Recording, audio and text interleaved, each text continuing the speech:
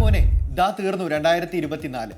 മലയാള cinema പ്രേക്ഷക സമൂഹം ഇരുകൈയും നീട്ടി സ്വീകരിച്ച ഒരു കൂട്ടം സിനിമകൾ വന്നുപോയ വർഷമായിരുന്നു.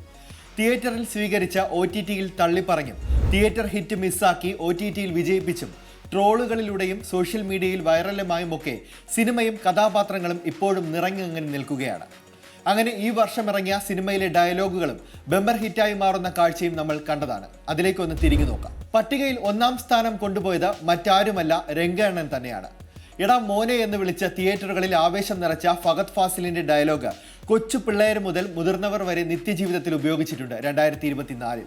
അതിനോടൊപ്പം തന്നെ നിൽക്കുന്നതാണ് ഇതൊക്കെ ശ്രദ്ധിക്കേണ്ടേ അംബാനെ എന്ന രംഗണ്ണന്റെ ചോദ്യവും.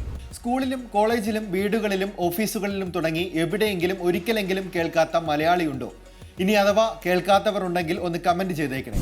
ഇനി ശ്രദ്ധിക്കാമണ്ണ എന്ന അംബാന്റെ മറുപടിയും പ്രേക്ഷകരും ട്രോളന്മാരും ഒരുപോലെ ഏറ്റെടുത്തതാണ്. ഇനി ഈ വർഷത്തെ ഏറ്റവും വലിയ ഹിറ്റ് മഞ്ഞുമ്മൽ ബോയ്സ്.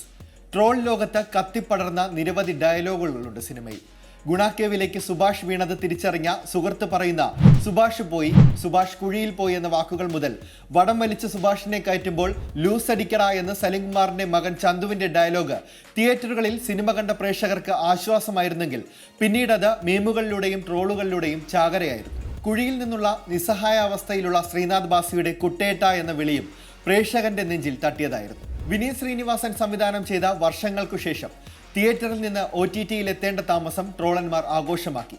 പക്ഷേ അതിനു മുമ്പ് തന്നെ നിവിൻ പോളിയുടെ കൊലമാസ് ഡയലോഗ് ഒറ്റയ്ക്ക് വഴിവെട്ടി വന്നതാണ് എല്ലാവരും ഏറ്റെടുത്തിരുന്നു. സിനിമയ്ക്കുള്ളിലെ സിനിമയിലെ കൾട്ട് സോങ്ങായി അവതരിപ്പിച്ച ജ്ഞാപകം മോദുദേ പോലും ആളുകൾ വെറുതെ വിട്ടില്ല. 2024-ലെ മറ്റൊരു ഹിറ്റ് പ്രേമലു.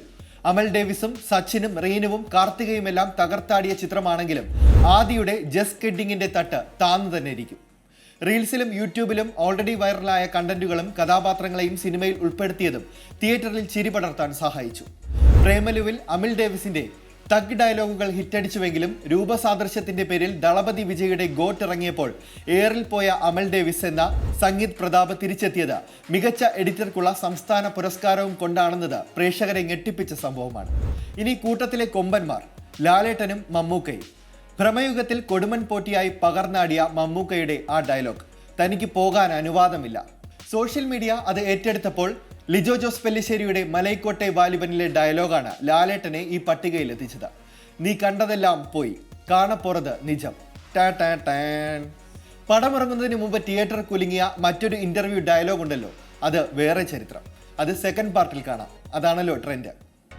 പുതിയ വാർത്തകളും വിശേഷങ്ങളും ഇനി വിരൽ തുമ്പിൽ. എല്ലാ ഡിജിറ്റൽ പ്ലാറ്റ്ഫോമുകളിലും ഇപ്പോൾ സീ മലയാളം ന്യൂസ് ലഭ്യം.